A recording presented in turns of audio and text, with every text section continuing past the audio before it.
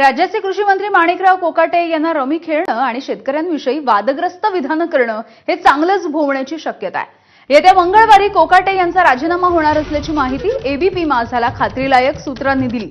आज संध्याकाळी अजित पवार हे पक्षामधल्या नेत्यांना त्यांचा निर्णय कळवणार असल्याचं बोललं जात आहे। काल तटकरे आणि अजित पवार यांची पुण्यामध्ये 2 तास चर्चा झाली। दिल्लीमध्ये तटकरे आणि फडणवीसांमध्ये झालेली चर्चा तटकरेंनी अजित पवार यांना यावेळी कळवल्याची माहिती मिळते। मुख्यमंत्री फडणवीस आणि अजित पवार कोकाटे यांच्यावरती प्रचंड नाराज असल्याचं कळतंय। सातत्यानं सरकारला अडचणी निर्माण होत आहेत आणि त्यामुळे आता राजीनामा घेण्याशिवाय पर्याय नसल्याचं बैठकीमध्ये चर्चा झाली। शेतकरी मेळाव्याला आणि दादांच्या वाढदिवसाच्या सप्ताहाच्या निमित्ताने आमच्या राष्ट्रवादी काँग्रेस पक्षाच्या पदाधिकाऱ्यांनी अजित पवार यांनी त्याच्या सहकार्यांनी कार्यक्रम ठेवले। ज्या कार्यक्रमासाठी या ठिकाणी मी जाणीव आलेलो आहे।